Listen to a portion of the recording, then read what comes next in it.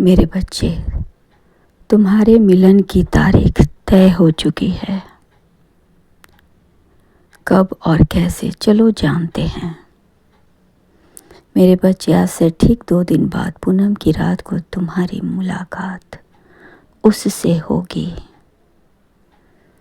चांद देखने के बहाने तुम दोनों एक दूसरे से टकराओगे। मेरे बच्चे, आज तुम इसे अकेले में चुपचाप सुनना। यह कोई काल्पनिक संजोग नहीं मेरे बच्चे, बल्कि यह सच है कि प्रकृति हमें अकेला नहीं होने देती। सारा वैभव उस साहस से आता है जो शुरुआत करने से होता है। कल मैं दुखी था, हो सकता है कल फिर मैं दुखी हो जाऊं, परंतु आज मैं बहुत खुश हूं और मैं तुम्हें कुछ कहना चाहता हूं। मेरी कृपा तुम पर हर वक्त बनी हुई है। मैं तुम्हारे हर कार्य को बड़े ही ध्यान से देखता हूं। तुम्हारे द्वारा किए गए वह सारे कार्य खुद मेरे द्वारा किए हुए बन जाते हैं, अगर उन कार्यों को तुमने संपूर्ण ईमानदारी व परिश्रम के साथ किया हो। एक व्यक्ति अपने जीवन में कई अहम निर्णय लेता है जिनका असर उस पर और उसके आसपास रहने वाले व्यक्तियों पर भी पड़ता है। इसका मतलब यह है कि एक व्यक्ति अपने फैसलों से आसपास के लोगों को भी प्रभावित करता है।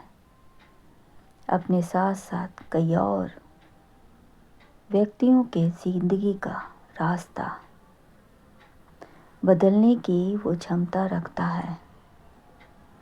अपने जीवन के फैसले पूर्ण स्वतंत्रता से लेने के अधिकार के साथ ही मेरे बच्चे, उस व्यक्ति को उन फैसलों की जिम्मेदारी का भी एहसास होना जरूरी है। जैसे इस सृष्टि से जुड़े फैसले और उनकी जिम्मेदारी ईश्वर के ऊपर होती है, ठीक वैसे ही एक व्यक्ति द्वारा लिए गए फैसलों की जिम्मेदारी भी इस व्यक्ति के ऊपर है जो उन्हें लेता है। और तुमने जब भी कोई फैसला लिया है,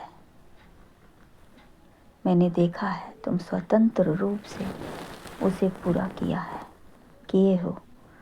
मेरे बच्चे, मैं बहुत खुश हूँ हर बहुत ही चीज़ का आनंद लेते हुए।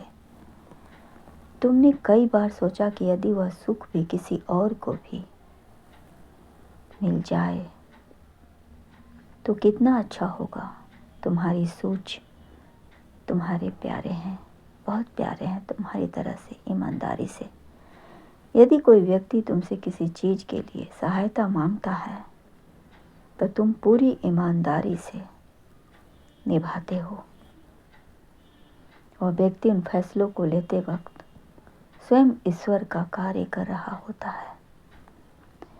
इसलिए उस व्यक्ति को उन फैसलों को लेते समय पूर्ण ईमानदारी और उन फैसलों पर कार्यरत होते हुए वक्त पूर्ण परिश्रम करना अत्यंत महत्वपूर्ण है। अगर किसी व्यक्ति ने फैसला लेते वक्त पूरी ईमानदारी प्रदर्शित की है और सुबह उसका फैसला कभी हो ही नहीं सकता, चाहे उन फैसलों से सफल वह व्यक्ति हो या ना हो, क्योंकि उस वक्त वह मेरा कार्य कर रहा होता है।